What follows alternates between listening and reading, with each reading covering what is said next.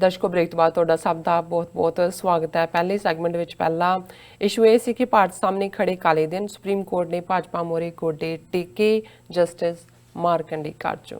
ਸੋ ਇਸ ਉੱਪਰ ਡਾਕਟਰ ਸਾਹਿਬ ਨੇ ਆਪਣੇ ਵਿਚਾਰ ਵੀ ਐਡ ਕੀਤੇ ਨੇ। ਆਈ ਹੋਪ ਤੁਹਾਨੂੰ ਸਾਰਿਆਂ ਨੂੰ ਪਸੰਦ ਆਏ ਹੋਣਗੇ। ਹੁਣ ਆਪਾਂ ਜੋ ਅੱਜ ਦਾ ਅਗਲਾ ਇਸ਼ੂ ਹੈ ਉਸ ਉੱਪਰ ਆਪਾਂ ਡਾਕਟਰ ਸਾਹਿਬ ਕੋਲੋਂ ਉਹਨਾਂ ਦੇ ਵਿਚਾਰ ਸੁਣਦੇ ਹਾਂ। ਸੋ ਅਸੀਂ ਚਾਹਾਂਗੇ ਕਿ ਤੁਸੀਂ ਸਾਡੇ ਨਾਲ ਇਸੇ ਤਰ੍ਹਾਂ ਹੀ ਜੁੜੇ ਰਹਿਣਾ।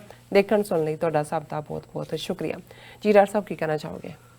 देखो पहला तो असी पहले सैगमेंट वाली अपील ही दोबारा रिमाइंड करवाते हैं जी कि फेसबुक ते TV 84 की फंड रेजिंग चल रही है बिल्कुल, और अगले कुछ आवर्स ने जिहदे च उन्होंने जिन्ना भी अमाउंट डोनेट होएगा लोगों वालों, क्योंकि ग्लोबल सिख मीडिया इंक जिहड़ा TV 84 जिहदी सबसिडरी आ वो नॉन प्रॉफिट ऑर्गेनाइजेशन है जी, उसनूं मैचिंग उन्हां फंड फेसबुक वाले देणगे। सो असीं अपने दर्शकों नूं जिहड़ा ये गुजारिश करांगे कि भी साडा टारगेट $1 लाख रेज करन दा है, जिहड़ा सानूं चाहीदा है इस नूं ईवन इस लैवल दे उत्ते रनिंग रखण दे लई। और जदों मैं लेटेस्ट देखिया $19,265 इस वेले जिहड़े ने वो डोनेशन च आए ने। सो अगले फ्यू आवर्स बड़े क्रूशल ने, क्योंकि शायद कैंपेन उन्होंने मिडनाइट तक चलाना है। उस तो बाद असी करांगे कलैक्ट, पर वो जिहड़ा डबल वाला पार्ट है वो नहीं चलेगा। सो तुसी जो भी अफोर्ड कर सकते हो अपनी मेहनत की कमाई चों असी तुहाडे ते काउंट करते हैं, क्योंकि तुहाडी मेहनत दी और जिन्हों रिज़के हलाल कहंदे ने उस कमाई दे विच बरकत है। असी अमीरां जां जिहड़े वड्डे घराने ने जिन्हां नूं तुसी थोड़ा बहुत प्रमोट करो तो वो गड्डियां नोटां दियां सुट सकते हैं, असी उन्हां तो हमेशा एक डिस्टेंस रखे और सच हक इंसाफ की आवाज़ और आम जिहड़ा साडा किरती वीर भैन है उही साडा रियल पिलर है। सो तुसी सानू निराश नहीं करोगे, और असी कदे तुहानू कहा भी नहीं है 7 साल च मैं तो नहीं मंगया। तो कई ये भी कह रहे हैं कि जी देख लो जी ये मंग के बना रहे खालिस्तान। मैं कहा किसी पासे तो छीण दो। एक पासे तुसीं कहंदे जी ISI चलाउंदी है, तो जे ISI चलाउंदी हुंदी तो फिर तुहानू ये कहण दी क्यों लोड़ पई? क्योंकि असीं सिर्फ तो सिर्फ जे किसी का तकीया है तो वो रब दा है, वाहिगुरू दा है, अल्लाह ताला दा है, गुरु दा है और गुरु दे प्यारियां दा है, अल्लाह दे प्यारियां दा है, जिहड़े साडी रियल पूंजी ने। सो तुसी जिन्ना भी अफोर्ड कर सकते हो 25, 30, 50, 100 जिहड़ा है उसनूं डोनेट करो। और फेसबुक ते अदरवाइज भी जे तुसी नहीं भी फेसबुक ते हो प्रोग्राम नूं सुन रहे हो तो TV 84 का एड्रैस स्क्रीन ते भी आंदा है, तुसी भी रिपीट कर दिओ। तुसी चैक भेज दिओ, तीजे चौथे दिन मिल जाता है। यूरोप चो भेजोगे हफ्ते च मिल जाएगा। हुण असीं क्योंकि एक साडा कुछ वीरां दा ये भी कहना रहा है कि ਜਿਹੜੇ ਕਰੰਟ ਇਸ਼ੂ ਨੇ ਪੰਜਾਬ ਦੇ ਉਹਨਾਂ ਬਾਰੇ ਵੀ ਸਾਨੂੰ ਜ਼ਿਆਦਾ ਗੱਲ ਕਰਨੀ ਚਾਹੀਦੀ ਹੈ। ਮੈਂ ਸਮਝਦਾ ਵੀ ਕਈ ਵਾਰ ਇੱਕ ਸਟੇਜ ਹੁੰਦੀ ਹੈ ਜਿਹਦੇ 'ਚ ਤੁਸੀਂ ਇਹ ਦੇਖਦੇ ਹੋ ਕਿ ਲੈ ਦੇ ਕੇ ਇਹੀ ਅਮਰਿੰਦਰ, ਇਹੀ ਬਾਦਲ ਔਰ ਇਹੀ ਜਿਹੜੀ ਅਰਵਿੰਦ ਕੇਜਰੀਵਾਲ, ਇਹੀ ਨਸਲ ਸਾਡੇ ਪੇਸ਼ ਪਈ ਹੋਈ ਹੈ ਜਿਹੜੀ ਉਹਨਾਂ ਨੇ ਸਾਡੇ ਤੇ ਥੋਪੀ ਹੋਈ ਹੈ। ਔਰ ਜਿਨ੍ਹਾਂ ਧਿਰਾਂ ਦੀ ਅਸੀਂ ਨੁਮਾਇੰਦਗੀ ਕਰਦੇ ਸੀ ਜਾਂ ਕਰਦੇ ਹਾਂ, ਪੰਥ ਪ੍ਰਸਤ, ਕੌਮੀ ਆਜ਼ਾਦੀ ਜਾਂ ਉਹ ਪਰਵਾਨੇ ਜਿਨ੍ਹਾਂ ਨੇ 1.5 ਲੱਖ ਤੋਂ ਜ਼ਿਆਦਾ ਸ਼ਹੀਦੀਆਂ ਦਿੱਤੀਆਂ ਇਹਨਾਂ ਸਾਰੇ ਸਾਲਾਂ ਦੇ ਵਿੱਚ, 4 ਦਹਾਕਿਆਂ ਦੇ ਵਿੱਚ, ਵੀ ਉਹਨਾਂ ਦੀ ਆਵਾਜ਼ ਜਿਨ੍ਹਾਂ ਨੇ ਬਣਨਾ ਸੀ ਉਹਨਾਂ ਨੂੰ ਤਾਂ ਉੱਥੇ ਅਜੇ ਤੱਕ ਵੀ ਇਹ ਨਹੀਂ ਲੱਗਦਾ ਕਿ ਭਾਈ ਅਸੀਂ ਬਿਲਕੁਲ ਹਾਸ਼ੀਏ ਤੇ ਜਾ ਚੁੱਕੇ ਹਾਂ। ਔਰ ਅਸੀਂ ਘੱਟੋ ਘੱਟ अपनी हौमे नूं पासे रख के एक प्लेटफॉर्म ते आके बेशक अपने एजेंडे तुसी अपनी अपनी पार्टी दे झंडे भी रखो मिसलां वांग, पर घट्टो घट एक तां फ्रंट दिओ। कोई लोकां नूं आज़ादी दी गल, ईमानदारी, कोई भ्रिष्टाचार मुकत जां तुहाडा भविख दी की सोसाइटी होएगी उस समाज की गल। कंपीटीशन तो उन्हों का भी उत्थे की उन्ना की लगा होया। तो ये भी एक पार्ट सी कि जे असी किसी बारे कह दिंदे हैं तो फिर जिहड़े इत्थे बैठे उन्होंने प्रेमी ने उन्होंने लगन लग जाता है जी पता नहीं असी किसी धिर नूं क्रिटिसाइज़ कर रहे हैं। सो इस करके मैं इस सारे चों निकल के मेरी कोशिश रही है कि भी इस दियां इंटरनेशनल नुआंसिस और डायस्पोरा फोकस्ड रहे, पर जिहड़ियां ये नहीं है जिहड़ियां डिवेलपमेंट्स उत्थे हुंदियां ने अल्टीमेटली साडा न्यूक्लियस तां खालिस्तान दा उही है। लोकां ने भी उत्थे ही गल करनी है। और अज ही डॉक्टर इकदार करामत चीमा उन्हां दा ये कॉल सी शाम नूं, तो उन्होंने जिक्र किया कि जी जी स्पीच इत्थे न्यूयॉर्क सी ਉਹ ਫਲਾਂ ਰਹਿਮਤ ਟੀਵੀ ਜਾਂ ਕੋਈ ਹੈ ਉਹਨਾਂ ਨੇ ਵੀ ਚਲਾਈ ਹੈ ਔਰ 2.5 ਲੱਖ ਕੇ 3 ਲੱਖ ਉਸ ਦੇ ਵਿਊਅਰ ਨੇ, ਕਿਉਂਕਿ ਉਹ ਜ਼ਿਆਦਾ ਪੰਜਾਬ 'ਚ ਨੇ। ਉਹਨਾਂ ਨੇ ਕਿਹਾ ਮੈਨੂੰ ਇਸ ਗੱਲ ਦੀ ਖੁਸ਼ੀ ਹੈ ਕਿ ਜਿਹੜਾ ਸਾਡਾ ਮੈਸੇਜ ਹੈ ਉਹ ਪੰਜਾਬ 'ਚ ਜਾਣਾ ਚਾਹੀਦਾ, ਆਜ਼ਾਦੀ ਦਾ, ਖਾਲਿਸਤਾਨ ਦਾ, ਉਹ ਜਾ ਰਿਹਾ। ਮੈਂ ਕਿਹਾ ਜੀ ਤੁਸੀਂ ਬਿਲਕੁਲ ਠੀਕ ਕਹਿ ਰਹੇ ਹੋ ਕਿ ਵੀ ਅਲਟੀਮੇਟਲੀ ਤਾਂ ਗੱਲ ਉੱਥੋਂ ਹੀ ਤੁਰਨੀ ਹੈ। ਔਰ ਉਹ ਇਸ ਵੇਲੇ ਬਿਲਕੁਲ ਬੇਹਿੱਸ ਹੋ ਕੇ ਬੈਠੇ ਸੀ।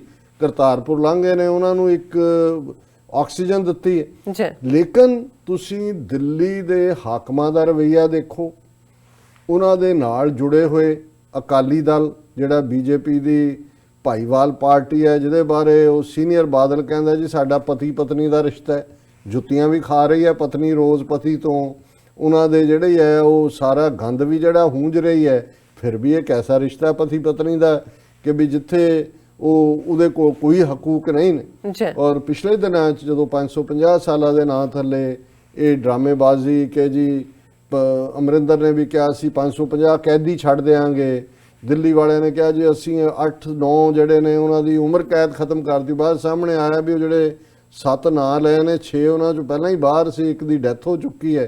ਪਰ ਇੱਕ ਜਿਹੜੀ ਖਬਰ ਉਦੋਂ ਸੀ ਜਿਹਨੇ ਇੱਕ ਸੀ ਕਿ ਜੀ ਬਲਵੰਤ ਸਿੰਘ ਰਾਜੋਆਣਾ ਉਹਨਾਂ ਦੀ ਜਿਹੜੀ ਹੈ ਮੌਤ ਦੀ ਸਜ਼ਾ ਖਤਮ ਕਰ ਦਿੱਤੀ ਗਈ ਹੈ ਔਰ ਕਮਿਊਟ ਕਰ ਦਿੱਤਾ ਹੈ ਔਰ ਪਾਰਡਨ ਲਫ਼ਜ਼ ਜਿਵੇਂ ਉਹ ਜੀ ਉਹਨਾਂ ਦੇ ਉੱਤੇ ਅਸੀਂ ਉਹਨਾਂ ਦੇ ਉੱਤੇ ਦਇਆ ਕਰ ਲਈ ਹੈ, ਉਹਨਾਂ ਨੂੰ ਮਾਫ ਕਰ ਦਿੱਤਾ। ਔਰ ਇਹ ਗੱਲ ਜਿਹੜੀ ਹੈ ਚਲੋ ਚੰਗਾ ਲੱਗਾ ਕਿ ਭਾਈ ਇੱਕ ਪਾਸੇ ਜਥੇਦਾਰ ਜਗਤਾਰ ਸਿੰਘ ਹਵਾਰਾ ਨੇ ਤਿਹਾੜ ਜੇਲ੍ਹ ਦੇ ਵਿੱਚ ਬੇਸ਼ੱਕ ਉਹਨਾਂ ਨੂੰ ਉਸ ਕੇਸ 'ਚ ਬੇਨਤਾ ਜਿਹੜਾ ਕਿ ਬੁੱਚੜ ਜਿਹਨੇ 50,000 ਤੋਂ ਜ਼ਿਆਦਾ ਸਿੱਖ ਨੌਜਵਾਨ ਮਾਰੇ, ਉਹਨਾਂ ਨੂੰ ਉਮਰ ਕੈਦ ਹੋਈ ਸੀ, ਲੇਕਿਨ CBI ਨੇ ਸੁਪਰੀਮ ਕੋਰਟ ਦੇ ਵਿੱਚ ਡੈਥ ਸੈਂਟੈਂਸ ਦੀ ਗੱਲ ਕੀਤੀ ਹੋਈ ਹੈ।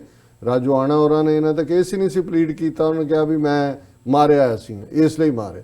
ਸੋ ਜ਼ਾਹਰਾ ਤੌਰ ਦੇ ਉੱਤੇ 2 ਵਾਰ ਬਲੈਕ ਵਾਰੰਟ ਜਾਰੀ ਹੋਏ, ਸਿੱਖ ਕੌਮ ਦਾ ਇੱਕ ਦਬਾਅ 2012 'ਚ ਬਣਿਆ, ਉਹਨਾਂ ਨੂੰ ਜਿਹੜਾ ਉਹ ਬਲੈਕ ਵਾਰੰਟ ਕੈਂਸਲ ਕਰਨੇ ਪਏ। ਔਰ ਇਹ ਚੰਗਾ ਲੱਗਾ ਵੀ ਇਹ ਕੌਮ ਦੀ ਇੱਕ ਤਾਕਤ ਦਾ ਵੀ ਮੁਜ਼ਾਹਰਾ ਹੋਏਗਾ ਕਿ ਭਾਈ ਬਲਵੰਤ ਸਿੰਘ ਰਾਜੋਆਣਾ ਬਾਹਰ ਆਣਗੇ। ਲੇਕਿਨ ਕੱਲ ਜਦੋਂ ਕਿ ਲੋਕ ਸਭਾ ਦੇ ਵਿੱਚ ਲੁਧਿਆਣੇ ਤੋਂ ਮੈਂਬਰ ਪਾਰਲੀਮੈਂਟ ਰਵਨੀਤ ਸਿੰਘ ਬਿੱਟੂ, ਔਰ ਤੁਸੀਂ ਦੇਖੋ ਵੀ ਜਿਨ੍ਹਾਂ ਦੇ ਸਿਰਾਂ ਤੇ ਪੱਗਾਂ ਵੀ ਨੇ ਔਰ ਜਿਵੇਂ ਨਾਗ ਦੇ ਬੱਚੇ ਜਿਹੜੇ ਨੇ ਉਹ ਦੇਖਦੇ ਆ ਕਿ ਅਸੀਂ ਉਹਨਾਂ ਦੇ ਵਿੱਚ ਵੀ ਉਹੀ ਕਿ ਇਹ ਬੇਨਤੇ ਦਾ ਪੋਤਾ ਹੈ ਰਵਨੀਤ ਬਿੱਟੂ, ਲੁਧਿਆਣਾ ਹਲਕੇ ਨੂੰ ਰਿਪਰੈਜ਼ੈਂਟ ਕਰਦਾ ਹੈ। ਇਹਦੇ ਦਾਦੇ ਨੇ ਤਾਂ ਜੋ ਕੀਤਾ ਹੀ ਕੀਤਾ, ਇਤਿਹਾਸ ਮੂੰਹ ਕਾਲਾ ਕਰਵਾਇਆ। ਇਹ ਵੀ ਇਸ ਹੱਦ ਤੱਕ ਗਿਆ ਹੋਇਆ ਸੀ ਕਿ ਜਦੋਂ ਦਾ ਇਹ ਖਬਰ ਆਈ ਸੀ ਔਰ ਪੰਜਾਬ ਗਵਰਨਮੈਂਟ ਔਰ ਦੂਜਿਆਂ ਨੂੰ ਕਿ ਔਰ ਮੀਡੀਆ 'ਚ ਵੀ ਕਿ ਉਹਨਾਂ ਦੀ ਜਿਹੜੀ ਆ ਉਹ ਖਤਮ ਕਰ ਦਿੱਤੀ ਗਈ ਹੈ ਮੌਤ ਦੀ ਸਜ਼ਾ ਔਰ ਉਹ ਬਾਹਰ ਆ ਜਾਣ, ਕਿਉਂਕਿ ਆਲਰੇਡੀ 20-25 ਸਾਲ ਤੋਂ ਜੇਲ੍ਹ ਕੱਟ ਹੀ ਚੁੱਕੇ ਨੇ, 20 ਸਾਲ ਦੇ ਕਰੀਬ ਜ਼ਿਆਦਾ ਰਾਦਰ। ਬਿਲਕੁਲ ਉਹਨੇ ਪਿੱਛਾ ਨਹੀਂ ਛੱਡਿਆ। ਔਰ ਜਦੋਂ ਹੁਣ ਇਹ ਹੈਦਰਾਬਾਦ 'ਚ ਵੈਟਨੇਰੀਅਨ ਬੀਬੀ ਰੈਡੀ ਦੀ ਜਿਹੜੀ ਹੈ ਰੇਪ ਔਰ ਡੈਥ ਦਾ ਮੁੱਦਾ ਆਇਆ ਔਰ ਇਹ ਮੰਗ ਹੋ ਰਹੀ ਸੀ ਕਿ ਜੀ ਹੁਣ ਹਰਸਿਮਰਤ ਬਾਦਲ ਵੀ ਕਹਿੰਦੀ ਹੈ ਜੀ ਇਹ ਜਿਹੜੇ ਰੇਪਿਸਟ ਨੇ ਉਹਨਾਂ ਨੂੰ 19 ਸਾਲ ਦੀ ਸਜ਼ਾ ਹੋਣੀ ਚਾਹੀਦੀ ਹੈ ਜਿੰਨੀ ਜਿਹਨੂੰ ਰੇਪ ਕੀਤਾ ਹੈ ਉਹਦੀ ਉਮਰ ਹੈ। ਕੋਈ ਕਹਿ ਰਿਹਾ ਉਹ ਜੈ ਕੀ ਹੈ, ਜੈ ਉਹਦੀ ਅਮਿਤਾਭ ਬੱਚਨ ਦੀ ਘਰਵਾਲੀ ਦਾ ਕੀ ਨਾਂ ਹੈ, ਜੈ ਲਲਿਤਾ ਕੀ ਹੈ ਉਹ ਜੈ ਬਚਨ ਉਹ ਕਹਿ ਰਹੀ ਹੈ ਜੀ ਕਿ ਲਿੰਚ ਕਰ ਦਿਓ। ਕਿਸੇ ਲਿਖਿਆ ਸਾਡੇ ਇੱਕ ਉਹਨਾਂ ਨੇ ਕਿਹਾ ਜੀ ਪਹਿਲਾਂ ਇਹਦੇ ਘਰ ਵਾਲੇ ਨੂੰ ਬਾਹਰ ਕੱਢੋ, ਅਮਿਤਾਭ ਬੱਚਨ ਜਿਹਨੇ ਖੂਨ ਕਾ ਬਦਲਾ ਖੂਨ ਔਰ ਨਵੰਬਰ 84 'ਚ ਸਿੱਖਾਂ ਦੀ ਨਸਲਕੁਸ਼ੀ ਦੇ ਲਈ TV ਤੋਂ ਨਾਅਰੇ ਲਾਏ ਸੀ ਔਰ ਉਹਨੂੰ ਲੀਡ ਕੀਤਾ। ਸੋ ਸਾਰੇ ਹਿਪੋਕਰੇਟ ਇਕੱਠੇ ਹੋਏ ਨੇ। ਔਰ ਉਸ ਡਿਬੇਟ ਦੇ ਵਿੱਚ ਰਵਨੀਤ ਬਿੱਟੂ ਨੂੰ ਅਮਿਤ ਸ਼ਾਹ ਨੂੰ ਐਡਰੈਸ ਕਰਕੇ ਕਹਿੰਦਾ ਕਿ ਜੀ ਇੱਕ ਪਾਸੇ ਤੁਸੀਂ ਉਹਦੇ ਲਈ ਰੇਪਿਸਟ ਲਈ ਮੌਤ ਮੰਗ ਰਹੇ ਹੋ ਕਿ ਹੋਣੀ ਚਾਹੀਦੀ ਹੈ, ਇਧਰ ਜਿਹਨੇ ਮਰਡਰ ਕੀਤਾ ਹੈ ਮੇਰੇ ਦਾਦੇ ਦਾ ਉਹਨੂੰ ਉਹਦੀ ਸਜ਼ਾ ਮਾਫ ਕਰ ਰਹੇ। ਅਮਿਤ ਸ਼ਾਹ ਕਹਿੰਦਾ ਬਿਲकुल गलत, मीडिया की खबरों पे मत जाओ, हमने किसी को नहीं माफ़ किया। ਹੁਣ ਇਹ ਬੜੀ ਮੈਂ ਸਮਝਦਾ ਵੀ ਸਿੱਖ ਕੌਮ ਦੇ ਐਂਗਲ ਤੋਂ ਔਰ ਈਵਨ ਅਕਾਲੀਆਂ ਦੇ ਜਦੋਂ ਉਹਦੀ ਮਾਫ ਦੀ ਖਬਰ ਆਈ ਇਹ ਸਾਰੇ ਬੜਾ ਕ੍ਰੈਡਿਟ ਲੈ ਰਹੇ ਸੀ। ਸੁਖਬੀਰ ਬਾਦਲ ਵੀ ਬੱਲੇ ਬੱਲੇ ਬੱਲੇ ਦੇਖੋ ਜੀ ਸਾਡੀ ਮੋਦੀ ਸਰਕਾਰ ਨੇ ਇਹ ਕਰਤਾ। ਹੁਣ ਉਹ ਕਹਿ ਰਿਹਾ ਜੀ ਬੜਾ ਅਨਫੋਰਚੂਨੇਟ ਇਹ ਸੁਖਬੀਰ ਬਾਦਲ ਦਾ ਕਿ ਇਹ ਅਮਿਤ ਸ਼ਾਹ ਦਾ ਅਸੀਂ ਜਾਵਾਂਗੇ ਡੈਲੀਗੇਸ਼ਨ ਲੈ ਕੇ ਮੋਦੀ ਨੂੰ ਮਿਲ। ਇਹ ਹੈ ਬੇਗੈਰਤੀ ਕਿ ਵੀ ਇੱਕ ਪਾਸੇ ਤਾਂ ਉਹ ਤੁਹਾਡੀਆਂ ਇਹ ਜ਼ਖਮ ਤਾਂ ਤੁਹਾਨੂੰ ਦਿੱਤੇ ਹੀ ਨੇ ਉਹਨਾਂ ਨੇ। RSS ਦਾ ਫੁੱਲ ਰੋਲ ਰਿਹਾ ਸਿੱਖਾਂ ਦੀ ਨਸਲਕੁਸ਼ੀ 'ਚ ਵੀ ਔਰ ਸਭ ਤੋਂ ਵੱਡੇ ਸਪੋਰਟਰ ਬੇਨਤੇ ਦੇ ਕੌਣ ਸੀ? ਇਹੀ BJP, ਇਹੀ ਕੰਪਨੀ ਜਿਨ੍ਹਾਂ ਨੇ ਸਿੱਖਾਂ ਦੀ ਜੂਨ 84 ਦੇ ਹਮਲੇ ਨੂੰ ਜਸਟੀਫਾਈ ਕੀਤਾ ਸੀ, ਨਵੰਬਰ 84 ਨੂੰ ਕੀਤਾ ਸੀ।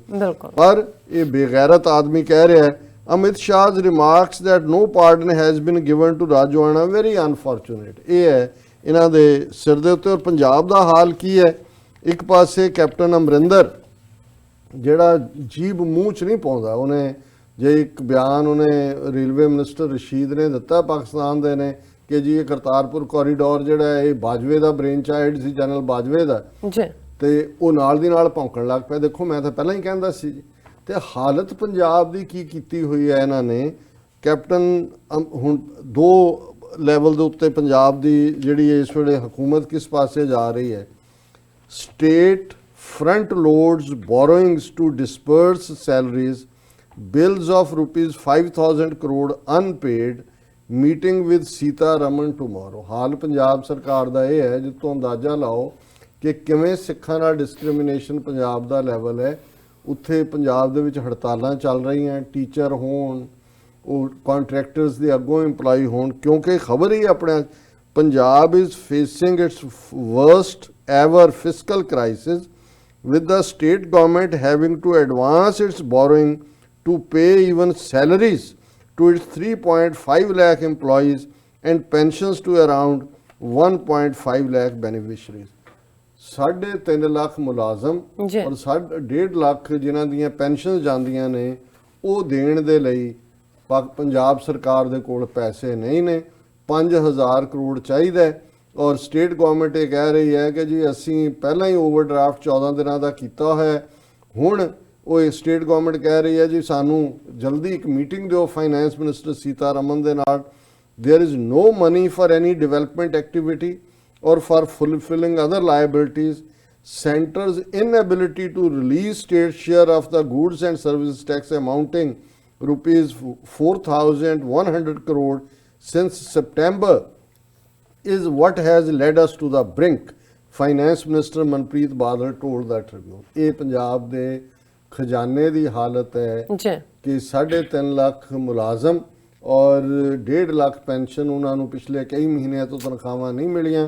ਪੰਜਾਬ ਸਰਕਾਰ ਕਹਿ ਰਹੀ ਹੈ ਜੀ ਜਿਹੜਾ GST ਲਾਅ ਬਣਾਇਆ ਸੀ ਅੱਧਾ ਸਟੇਟ ਨੂੰ ਮਿਲਣਾ ਸੀ, ਸਤੰਬਰ ਤੋਂ ਸਾਨੂੰ ਉਹਨਾਂ ਨੇ 4,000 ਕਰੋੜ ਬਣਦਾ ਉਹ ਸਾਡਾ ਦਿੱਤਾ ਨਹੀਂ ਹੈ।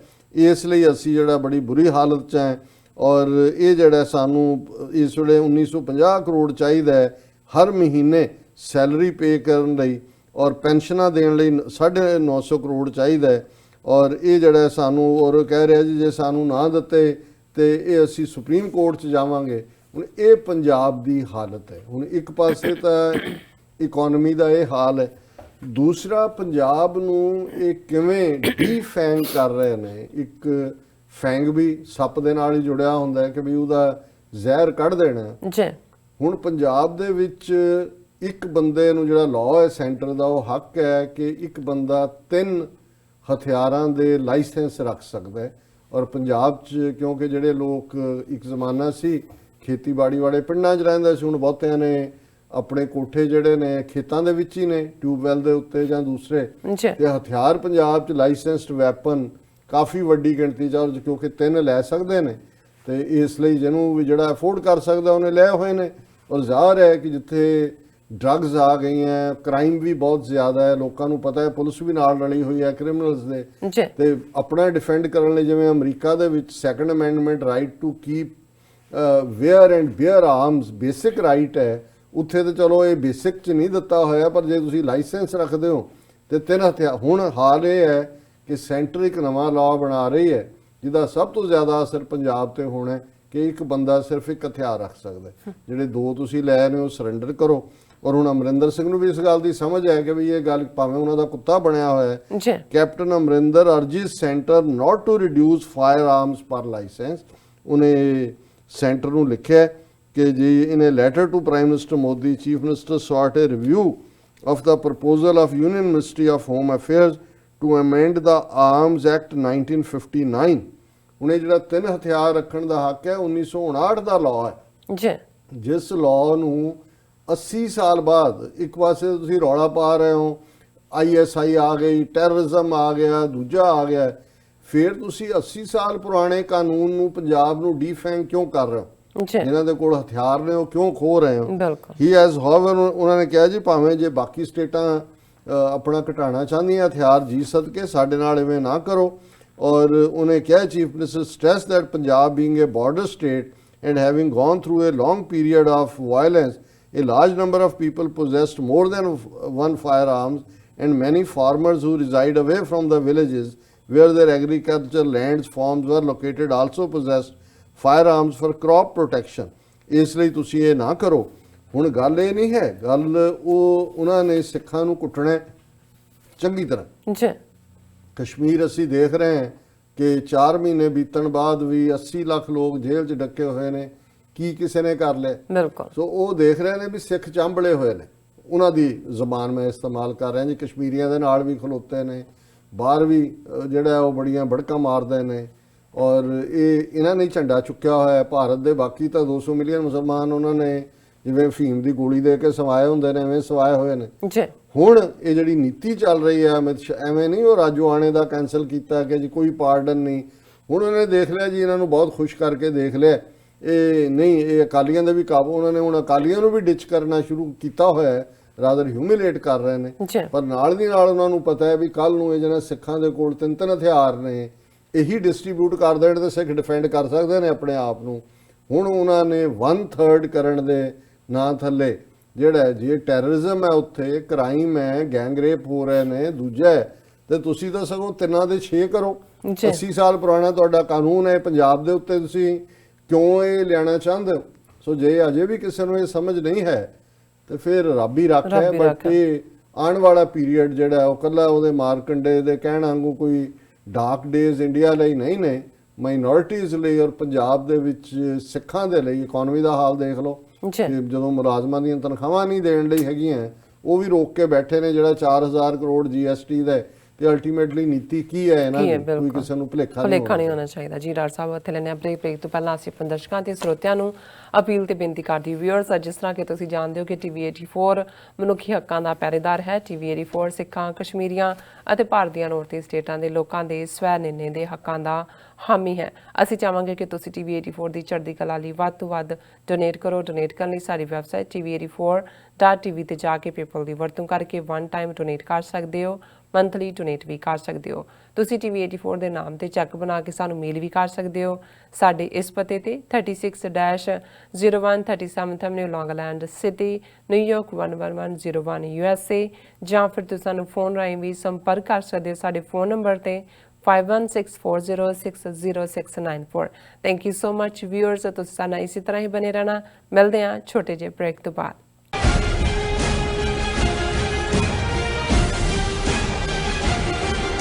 ਕੀ ਤੁਹਾਨੂੰ 30, 40 ਜਾਂ 50 ਦਿਨ ਵੇਟ ਕਰਨੀ ਪੈ ਰਹੀ ਹੈ ਤੁਹਾਡੇ ਚੈੱਕ ਲਈ?